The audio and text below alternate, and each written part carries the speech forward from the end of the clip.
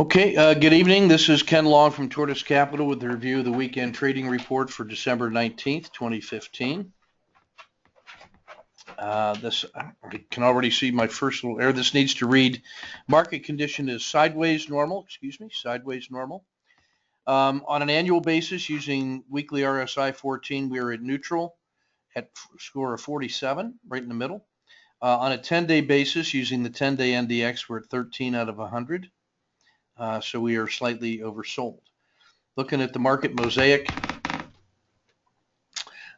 price with respect to the 200-day moving average is minus 1.92%. So we're only a fraction away from dipping back into bearish conditions. So we'll be watching that this week.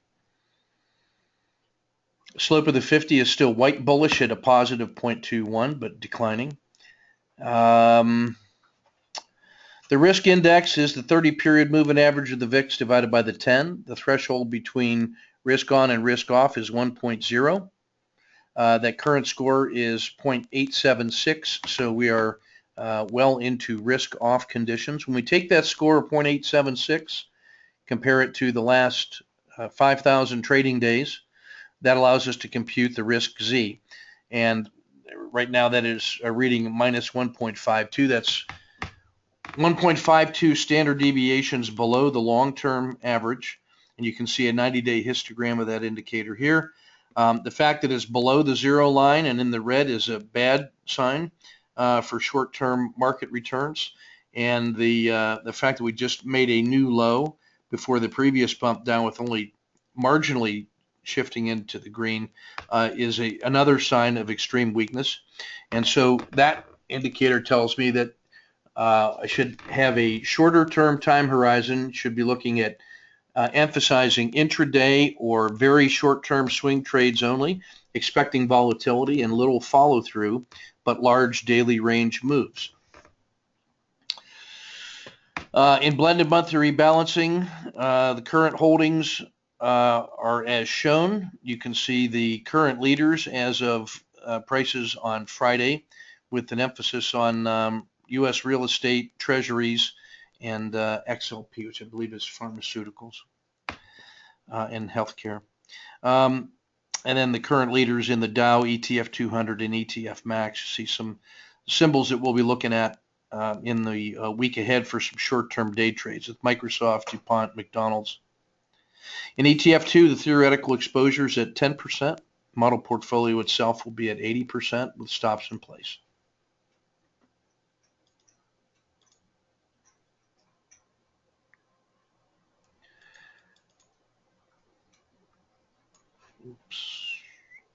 Okay, a quick look at ETF 13 for the blended monthly rebalancing. 4 out of 13 are on buy signals.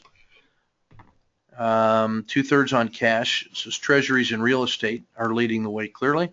In ETF 32, getting the same exposure. Almost everything is on cash signals, which means that they are below their own 4-month moving average.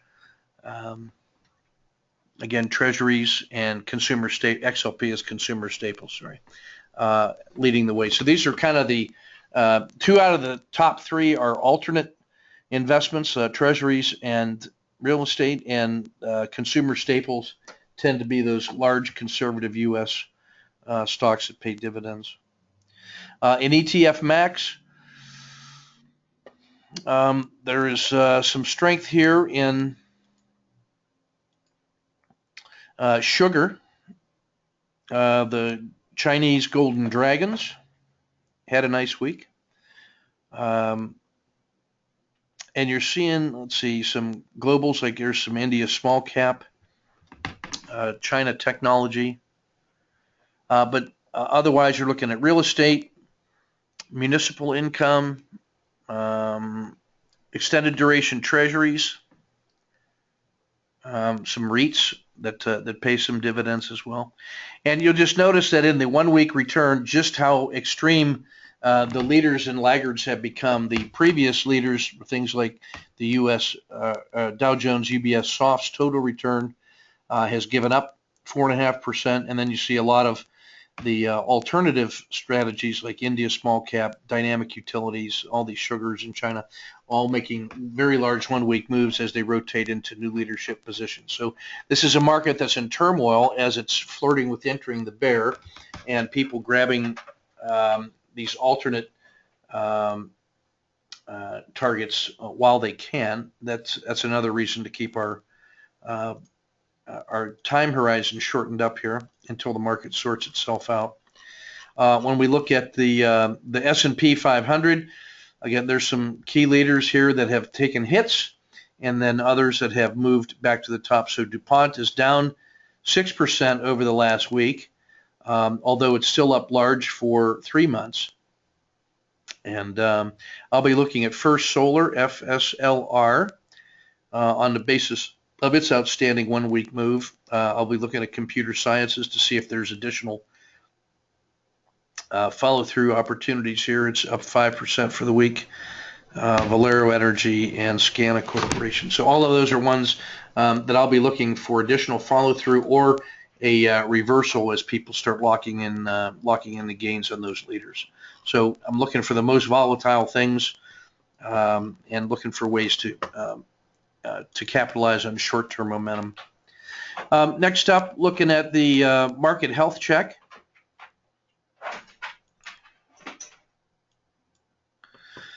These vertical blue lines are 10, 20, and 30 days worth of look back, and here's 60 days. The purple horizontal line here at 211 was the previous swing high, which was almost tested and then rejected here in these last 10 and 20 days twice. Has not been able to breach 211 and now is back to the bottom of this monthly channel holding just above 200. That's a very vulnerable location. If that support level cracks, the next ones are at 198 and then quickly to 195 and all the way down to 187. There's not much support at any of those price levels. So this is a market that is certainly vulnerable. And now it can be that this is low volume end of the year trading as people are going home early or smoothing out their portfolios, but there's some definite warning signs at play here. Price is resting at the bottom of the floodplain at Z, little past Z-2, almost at Z-3, and so that sets up a critical state trade. We'd be looking at on the upside a return back to the Bollinger Band mean.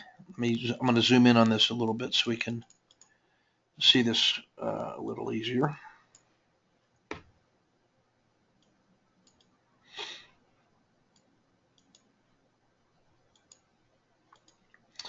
Okay, so we're looking at price right here at Z-2, and here's the Z-3 mark. So again, if that fails, I'm not allowed to be surprised if we get a move down to Z-3, 198, then support at 195, and then beyond. If this turns and finds support here, then the next price I'm looking at is about 206. That's up here at the Bollinger Band mean, and we have the Z+1 or Z-1 trade at 203, 206, 208.5 for Z+1, and then Z+2 up here around 211. So we're sitting on this support level here at 200, and again that puts us in a critical state. So there's a potential for a large move from either one of these locations, and I'll be prepared to take that as a short-term trade, an intraday trade. And what I want you to notice is just how directional these days have become. There's lots of signal in these, as we would call it. So it becomes directional during it. So a large range day here. All three of these days are large range days. And even on the ones that don't have large real bodies, on a day like this one, and really these two, you're getting a lot of travel distance, even though the actual size of the body is small. And that becomes an ideal day for intraday trading. Okay. The other thing we'll notice down here is from Williams percent R. We are in oversold conditions. This last one was a nice little 3-day move. This was a strong 2-day move. And so again, if we get that move back up to 206 of the Bollinger Band mean, we'll see Williams percent R do this. If it doesn't, this will just stay oversold and be down in here like it was back in November, and the opposite of what it did here at the end of November. So it can stay overbought and oversold for long periods of time. The percent price oscillator tipped negative on 7 December and has been generally down ever since. That's been a pretty reliable indicator of the overall market tendency or trend. What's disturbing about this one is that you notice we had the little uptick on the 14th, and normally on a cycling market you would expect to see that roll above, but it didn't. It's now starting. It is now starting to roll back over. So it's the last 2 days have led to an acceleration to the downside, and that says that there may be another swing leg down before all is said and done. So I put that at about a. I can only estimate this at about a 50% probability, so it's a toss-up.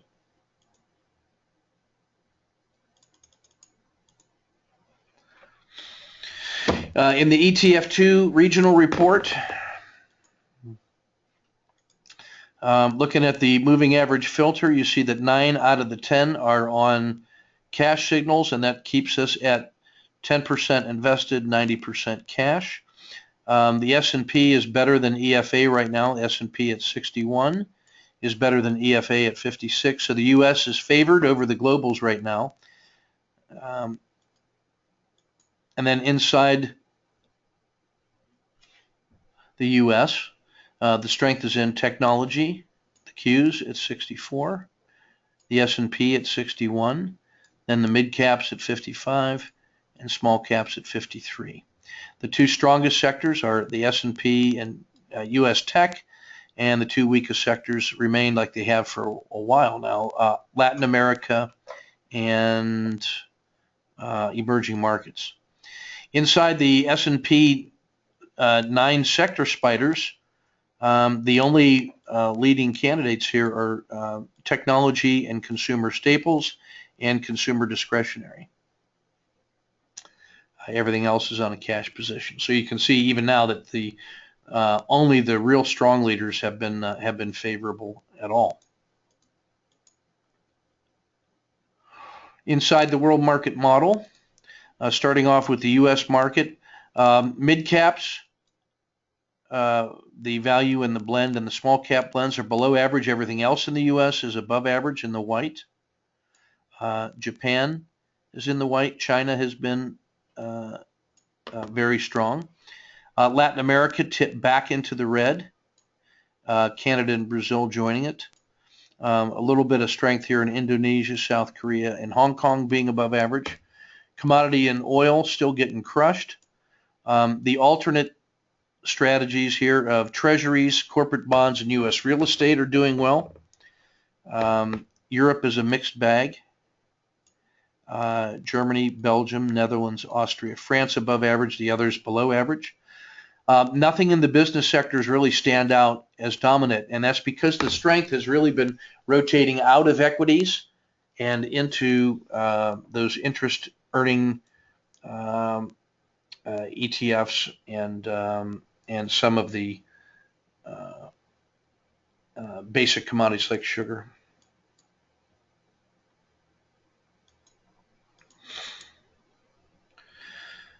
In the ETF top 30, I'm looking at the Vanguard REIT, VNQ, is green and white, meaning that it is adding. It is a new leader, so it's adding strength. These here, the ones that are white and green, are the ones that were used to be strong, and you know that because of the strength of their consistency. That's the 10-week smooth average. But now their relative strength short term has dipped back into the white. So that's one that is starting to decay, if you will. The technology, that's VGT. The Qs and semiconductors are both also in that category, green or white and then green. And and then the semiconductor is weak, but adding strength, like we said here in the real estate index. Consumer discretionary XLY is starting to get weak too, as white and green. So we're seeing a real rotation out of everything that was propping the market up this whole year, in fact.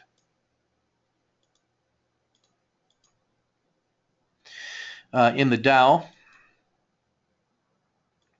this is one of the last bastions of strength among the equities, broadly speaking.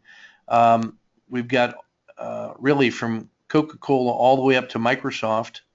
All of these are strong. They are green on strength and green on consistency. Procter & Gamble is a new emerging leader. It's green and white.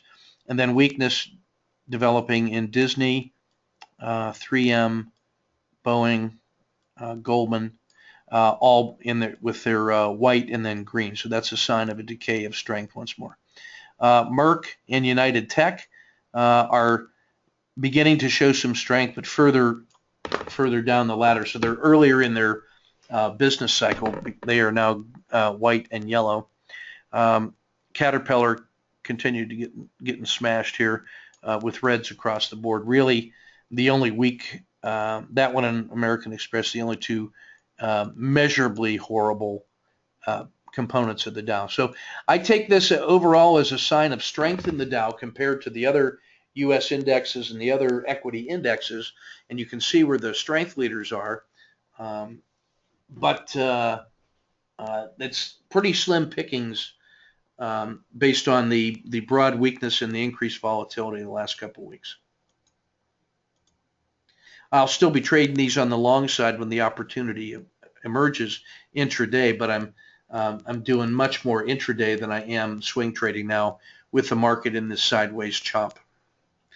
Shifting to the daily now. I want you to notice that the volatility has increased. It was right on the boundary of quiet for the long time, and now is moving slightly above average. Still normal, but the volatility is definitely on the rise. We've got some overreaction signals in technology and channeling in the stack here. And then there's a whole bunch of symbols that test out well on the auto framer for intraday trading. You can see that the trendingness of the market is going up. Unfortunately, it's being led by the bears, and so that's more reinforcement of potential weakness in the week ahead.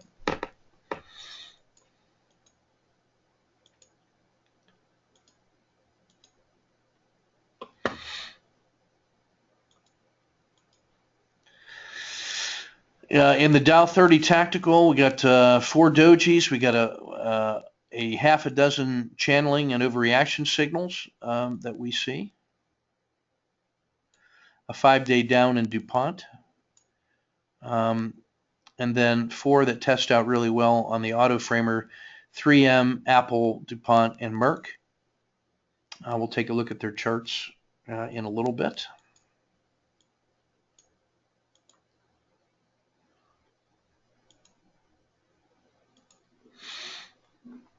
In the ETF 30, we have 2 dojis here. That's in Japan and DBC. Got a handful of channeling and overreactions to choose from. XLK is one that comes immediately to mind. It is a channeling and an overreaction and tests out well on the auto framer 2.0 to 1. I'll be looking at Brazil. It's got single digits in the RSI2. You can see just how horrible it has been over every measured time period in terms of price change relative to all its partners. It was a big percent loser on Friday, down 4.5%, 9% for the last 2 weeks, and it tests out at 2.5 to 1 on the auto framer. So some potential there. And then just this continuing weakness in oil. You can see how oil has gotten smashed over time. And so I think that's going to be a short-term tradable opportunity as well.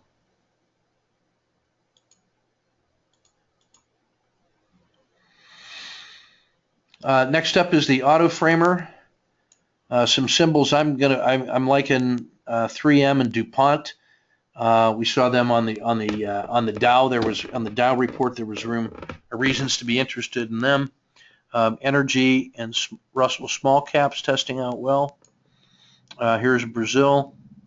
Here's that 2.5 to 1. The range risk on it was 31 cents. Oh no, I'm sorry, that's XIV. In Brazil, the range risk was $1.10. One ATR is 78 cents. So I'm probably going to use something like 50 cents for the intraday risk on Brazil. When I'm trading it routinely, I can usually use 25 cents or 30 cents. But I think as volatile as things have been, that's a 50-cent risk is on the table. Merck was an interesting one.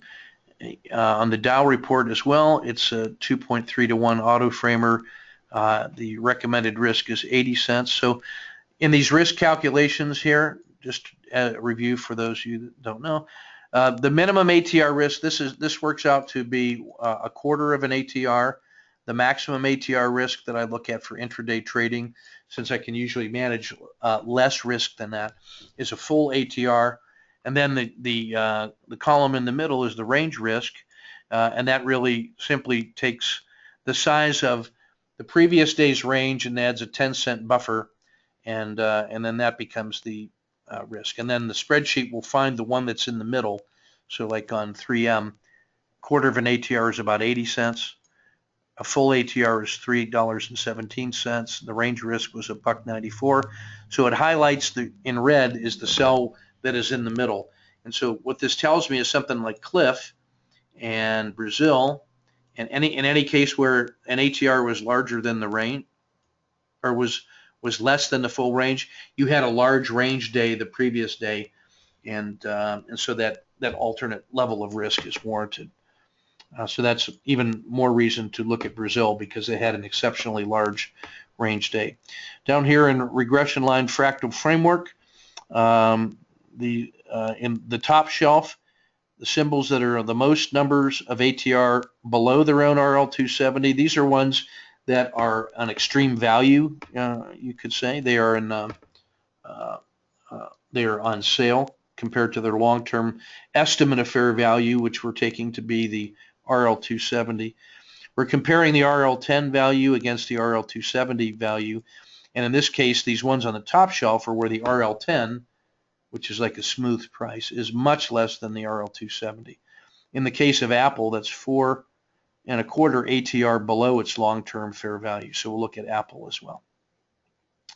The ones in the bottom shelf, these are the ones. This is how many ATRs above their long-term fair value they're at, and this really shows you who the relative strength leaders are. So we will certainly look at Procter & Gamble and Intel.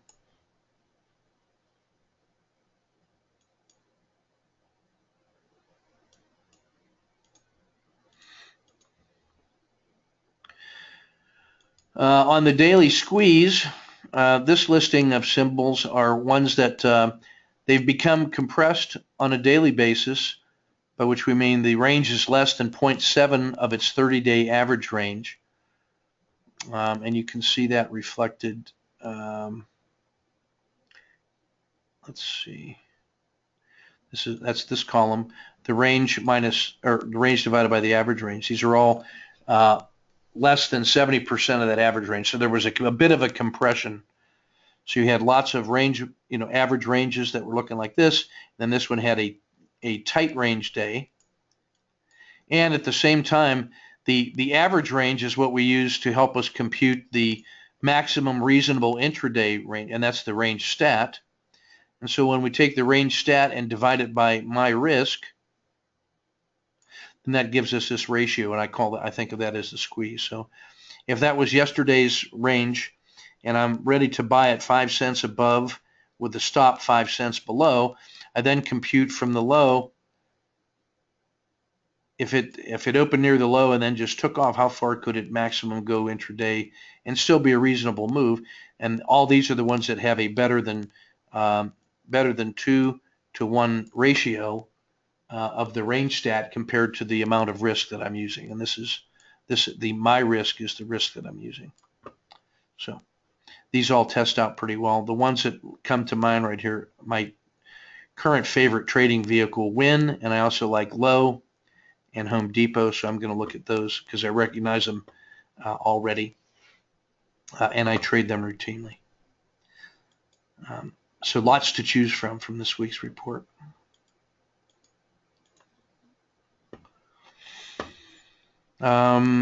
Market Mosaic, you can see that we're down here testing this level at 200 with this support level. You can see the slope of the 30-period regression line is down. It's accelerating to the downside. That's what that parabolic black line tells us. You can see right now that we are below the slope of the RL30 over the last 30 days. We've gone from over 1 to the 0 line. Now we're well below the long-term average, and we're actually negative. When it's below that dotted line, we're below average. And you can just see how smooth that indicator is given the size of these moves. Now, when I look at this, what I'm seeing is that if we find support at the bottom of this channel around 200, then the size of this move down is the size of that move down in terms of statistics. And the size of this move up was 2 scoops up. So this is still a place where it could find support. It found support at this level with respect to the 200 last time. It had a nice little bounce. And so a nice little bounce of 4 or 5% up is not impossible, which is $10 in the S&P. That would take it back to retest the all-time high, which is good. But if it fails here, you can see that you get these kinds of downward moves that happen quick, fast, and in a hurry. That could take it down here to the 185 that we looked at before. So this is a market that is certainly in a critical state. It favors the short-term trader who knows how to manage that increased volatility intraday.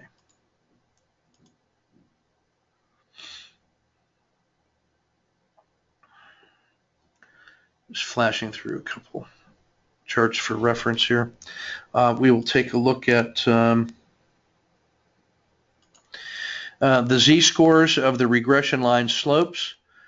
Where we are right now is that the 10 is right at the bottom of this 1 standard deviation channel. The 90 has made a nice move up, and really what the 90 is looking at that trend. That's still favorable. The 30, on the other hand, is pulled all the way down, and that's measuring this downward pull. And then the 10 is basically slightly down.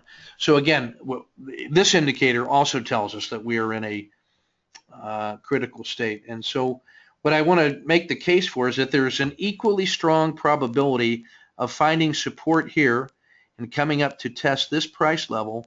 The probability of that, in my view, is the same as the probability of it making this kind of a move to come back to this price level. So in either one of those, that is something that can certainly happen and would not change the fundamental characteristics of this market, which is this sideways, choppy market conditions. So we're likely to get a move in either direction, and I'm going to let price intraday be my guide.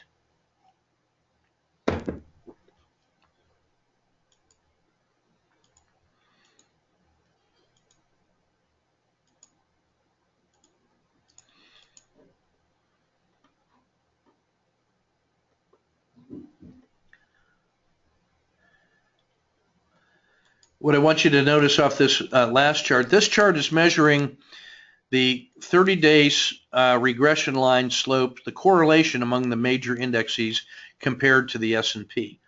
And what you have right here, this large move up here, it's still at about 1.5 of tightness. This says things are abnormally strongly correlated together. When you see this kind of long-term decorrelating of markets, that's generally associated inversely with a price that's grinding its way up. And so so money will look for sectors that are outperforming in the short term. However, when the whole market rolls over, you get this sudden sharp reversion or tightening of correlation, and that's everything going down together. Now there's no differentiation. Everything is moving as driven by market weakness, and that's what we're seeing right now. This is extraordinarily tight up here. We're at 1.5 SD. That also, by the way, happens to be evidence for the potential for a rebound. If we saw a rebound and the market held at this channel and some money going into the leaders, then this decorrelation would continue, and we would see this continuing on. If the market continues to collapse here, then we're going to see correlations go like this. But because we've already had one extreme move, there is reasons to believe in the possibility of finding support at this price level. Okay, that's all I'm saying there. I'm trying to make the case that this is a market that's in a critical state and is likely to go strong in either direction with little to no provocation. All right, that's everything I want to show on that. Let's see if we can take a look at some charts.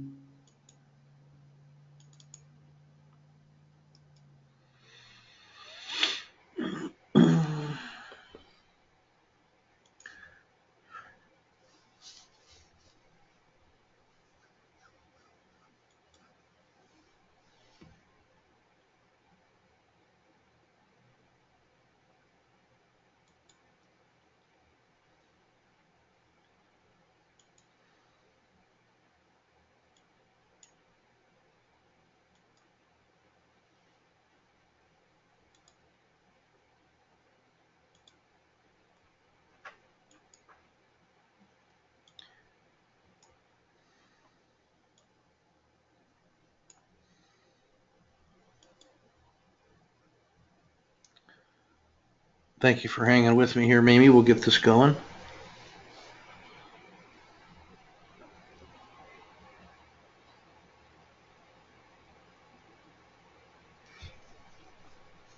All right, so we're gonna take a look at some daily charts here, and I want to look at Apple.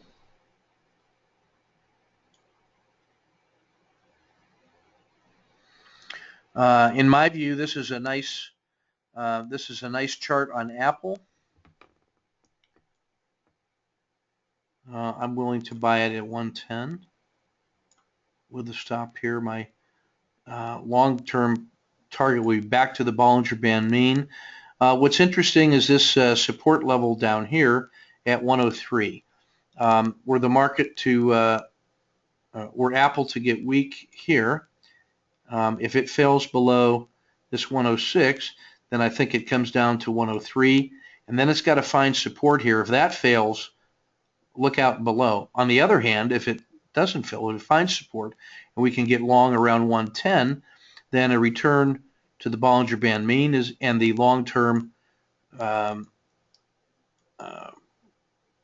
fair value. This is the RL270 is what I treat as the long-term fair value, and for a long while it was clustered right at that and resisting that. And then we've had one move down and two moves down. Each time when it's gotten to an extreme like this, and back here where there was an extreme, it made the move back to the 270, made back to the 270. So now the argument would be that in the normal course of events, the RL270 will come down to here, around 116, and then a natural move would be here. And so there's my upside. I'm looking at 116 as the price target. If this continues to the downside, however, then we would expect the market to continue to follow that path. And then if it fails below 106, that's where I think the collapse that would be the sign of collapse. So right now, playing simply as a channel trader, I'm looking for a move from here up to this, an extension of the RL270. That's the trade that I'm looking to capture if I'm going long. I would only do that if the market were up, technology were up stronger than the market, and Apple was stronger than technology. And what I mean by technology as a trading vehicle could either be the Qs, but I want to look at XLK just for a change because it was a big percent loser on Friday, and it had a 2.0 in the auto framer, so it is hovering right at its RL270, so it's fair value, even dripped down a little bit, and it's at Z minus 3, and so now we have some nice trades. Let's see. I would go short if it continues to get weak. I would have to go long not later than here, but I think I could get a better price than that. Get some of these other ones out of the way. And then my target to the upside would certainly be a return to the to the Bollinger Band mean. Excuse me. Here's the Bollinger Band mean, around 43.70. Here's Z1 and the bottom of the dragon. So if this were to open down in this area and then intraday start moving like this, I like that. I can actually play an intraday trade. Like I could get an entry at 42.17, take a small amount of risk, and use my target, my first target, as Friday's high, and then the second position, or the second price target, would be a return to 43.20-ish, or the Bollinger Band mean.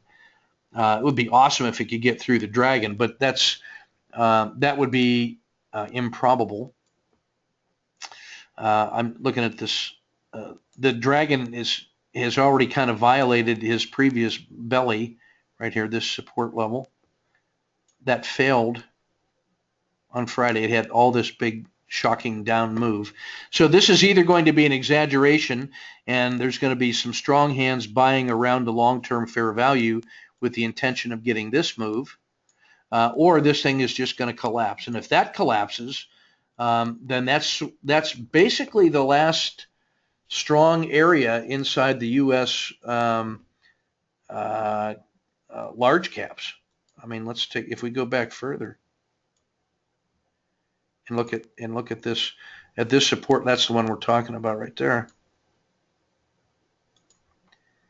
If this support level fails right here, really the next one is down here, 41.20, and this one here, and that one there. So all of that is in play if this doesn't hold.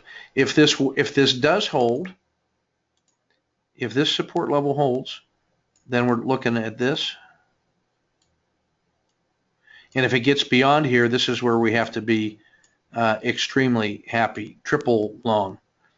If it falls below here, then this is a return to 2008 and 2009. So those are the extreme cases. In my view, I would not be surprised by a little gap down and a rebound. I wouldn't be surprised by a little gap down and fail.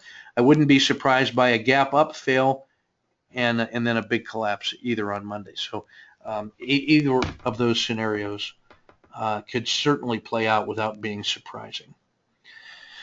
Let's take a look at some of those large caps. Oh, let's see.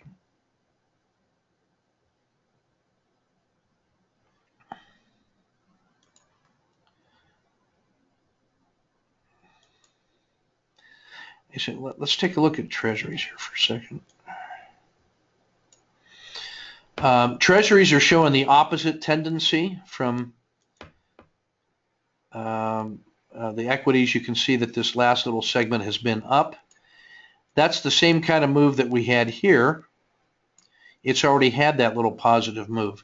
So if we see, again, a strong market in equities, then this is the expected move in Treasuries. It would be this size move back down here to 118.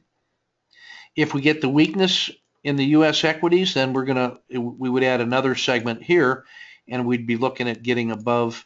If we get above 126, that will be that's going to happen if the market itself is crashing. So those are going to be the targets there in Treasuries. Let's take a look at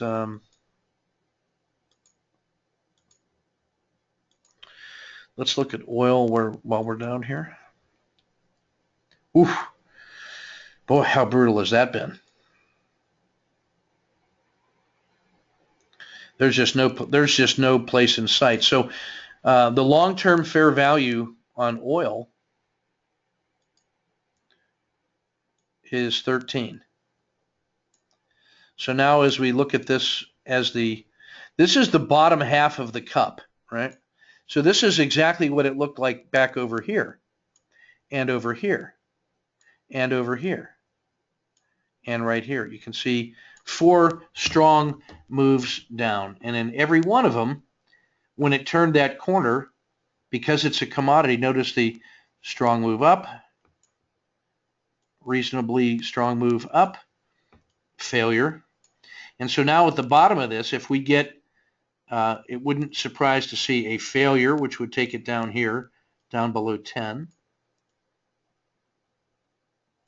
But then on the upside, a move to here, a move to here. And that's sort of the, if I extend that trend line, this one up around 12 is about where I would be targeting it for intraday moves, or the next 3 days of this week, a natural rebounding phase right there. That would be perfectly consistent with these counter trend moves to the upside. If we just got a counter trend move to the upside, this thing could move from 10.5 to 12.25, let's say. So that's a 20% move. That's nothing to sneeze at. But if it fails, then it's going down. So oil looks to be very interesting here. And then by the same token, let's take a look at, I wanted to look at Brazil. So we will. All these vertical and horizontal lines are just when I'm trading intraday. Those are the things I'm using, a lot of those to to frame my trades intraday, and that's residue from all that trading. So I've been trading a lot of Brazil. So you can see this horrible sell-off here in Brazil. That's the size of this sell-off, the size of that sell-off, the size of this sell-off. And so if it finds support here, then the Bollinger Band mean is here. And so the reversion to the mean trade would be finding support around in here and then playing up to 23.5.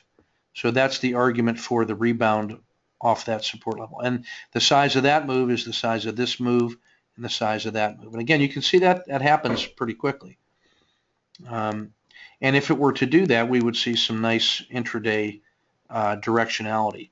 If it fails below here, then certainly it's going to come down and test 20 without too much disbelief. You could do that in 1 day. And so Brazil is poised at the end of this move in a critical state where it can bounce up or can collapse further with measured targets all along the way. And again, that's a perfect situation for intraday traders with no directional bias, but which are looking for the largest volatility in the shortest amount of time. The last one I want to look at is Home Depot. That was on our short list to consider. And now this is one where it presents quite a different picture altogether. This is not a symbol that's in great pain. All right, the pain of the last 10 days has really just been a little sideways quiet channel, just like it was over here and over here. And the way that symbol responded was up, up, What's interesting is this tiny little head fake here, followed by a reversal to the upside. So we're in the bottom of this particular channel right here. And so that move is certainly not, that wouldn't be surprising. But then if this fails, then I'd be looking at a price in the middle of this construction zone over here. And I would look for a move from, looks like 130 down to 123. All right, so that's in a perfect critical state. But what I like about this is this long-term upward trend. Now you can see that the long-term fair value, what I want you to see is that's this RL270, this pink line that I'm highlighting right here. You can see how that has generally been up. I use that as the indicator for long-term fair value. Let's see. So I actually like Home Depot here for the longer term. That's going to be pretty favorable. Let's take a look at the Russell Small Cap for intraday trading in the indexes. Notice the difference between the small caps and Home Depot. Home Depot was that quiet march northward. Here you can see the RL270 is down. And you say, hey, well, Ken, the last 3 months, this thing has just been in a sideways kind of choppiness. True. In fact, here was a low, here was a lower low, here's a higher low. This was the case, with this low, you can see that it was actually trying to rebound. You can see how that changed the river, and it started to flow upwards, and it came all the way back to the RL270 from this extreme motion. And this is, in a nutshell, just while we're here, the difference between the RL270 here and the RL10 here, you can see that's how far away from long-term fair value it had drifted. And then when it reversed, it trades right back to the RL270 and gets it done. In fact, this little deviation right here, that's a deviation between the RL10 and the RL270. But again, you notice how it couldn't get as far away. So right now, the fair value I take to be right here, the RL270, which is pretty close to the Bollinger Band mean, which to me is, it's like 118, 117, 50. That to me is the long-term fair value. And we have the RL10 down here at an extreme distance. It already made one little bump up, and then collapsed at 2 days of selling.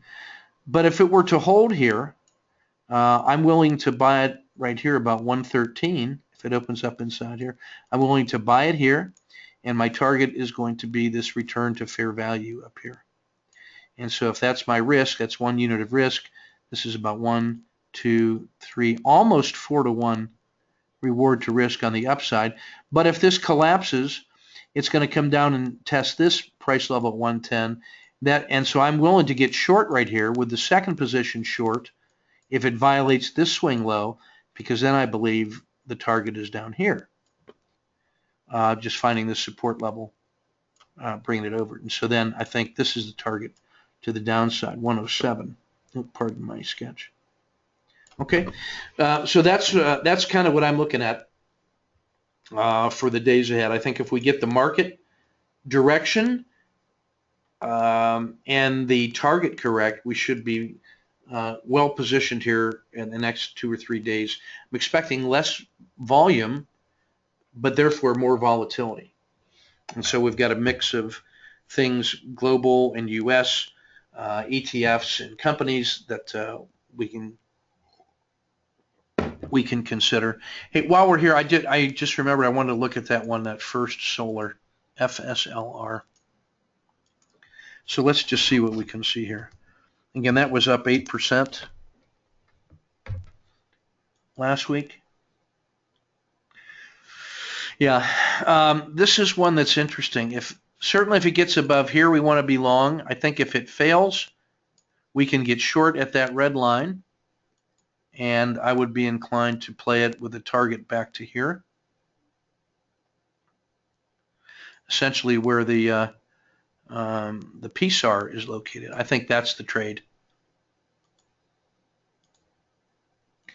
We had a nice gap up and a strong day, but then 2 days of selling, and if it violates that red line, all of the early movers will have failed. It will be back inside this channel, and then the first target is here, and the second target is here to the downside. So I want to be short below that red line if it's failing. My targets are here and then here.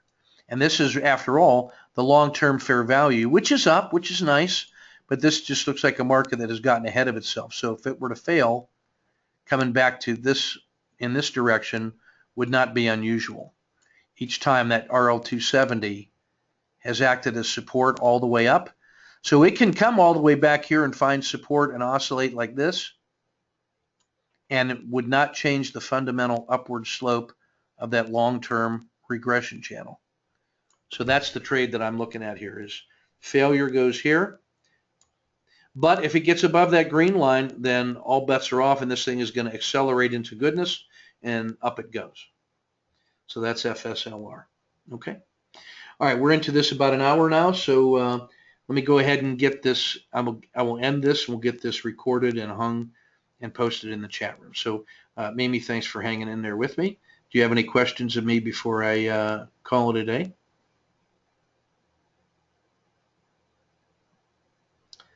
And hearing none, I will bid you all good night, and let's enjoy this week ahead. Keep your risk measured and your powder dry.